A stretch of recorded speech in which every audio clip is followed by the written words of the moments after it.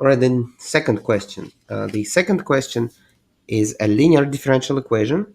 By the way, notice that the second question, if you move the linear term to the right-hand side, then it turns out that this is a separable differential equation too. So it can be solved as a separable or as a linear. Well, in my opinion, it is always easier to solve it as a linear equation. So I would rather do it as a linear equation, but you can try to solving it as a separable equation too. Okay, so let's solve it as a linear differential equation. To solve it as a linear differential equation, we first find the integrating factor, mu of t. So the integrating factor is what? Is e to the power integral of the coefficient at y. So minus 12 over t to the 7 dt. So this is e to the power, what is the antiderivative of 12 over t to the 7? I guess it has to do with 1 over t to the 6. So it is t to the minus 6. To do it right, so if we differentiate this, then we would get a factor of negative 6. But our factor is negative 12, actually. So I got to 2 times 2. So now it's correct. So the next step is to multiply this whole equation by our integrating factor. So when we multiply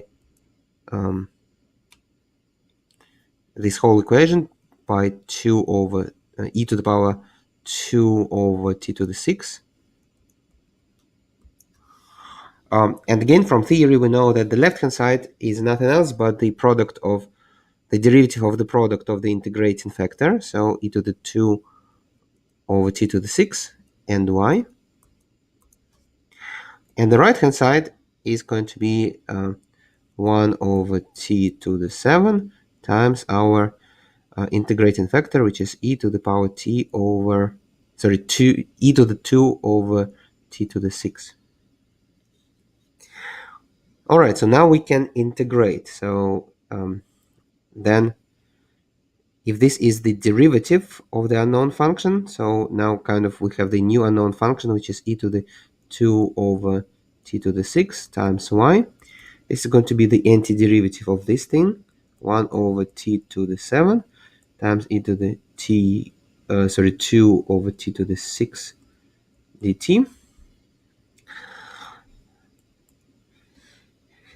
What is this? This is actually it's going to be, well, just e to the power 2 over t to the 6, probably with some coefficient, right? So let me just figure out. So if I differentiate e to the 2 over t to the 6 prime, right? So then I'm going to get e to the 2 over t to the 6 times minus 12 over t to the 7. And I only have 1 over t to the 7, so in order to get it right, I want to multiply by minus 1 over 12.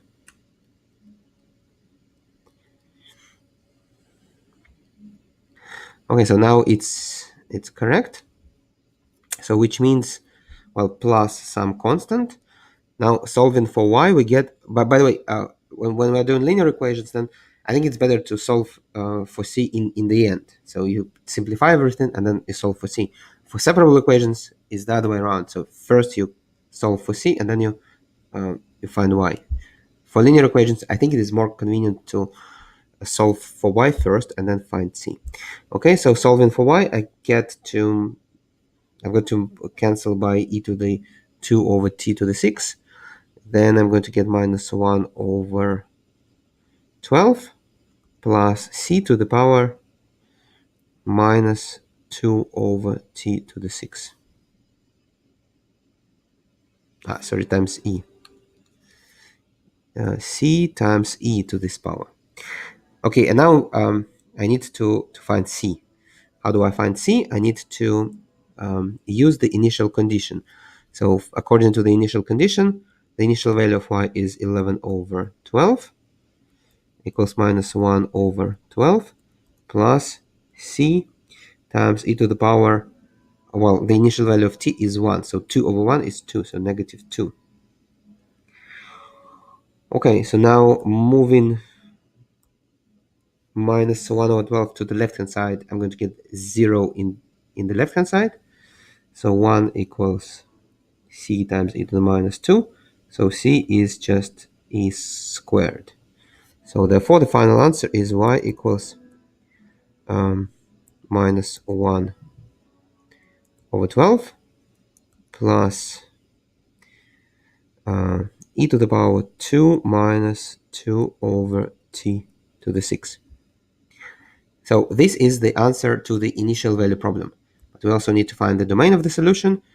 And notice that here this is a linear differential equation. So as long as the right-hand side of the linear differential equation is well defined, the right-hand side, the solution is also well defined. And here there is division by t, so the right-hand side of the differential equation is undefined if t is 0.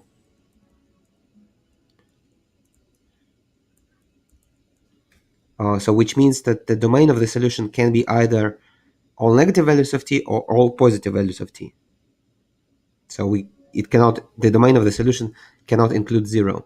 And since the initial value of t is positive, it means that the domain of the solution is the all positive values of t. So the domain of the solution is all positive values of t. And this is the answer. This is the solution of the initial value problem. And the domain of the solution is the set of all positive values of t, or the interval from 0 to infinity.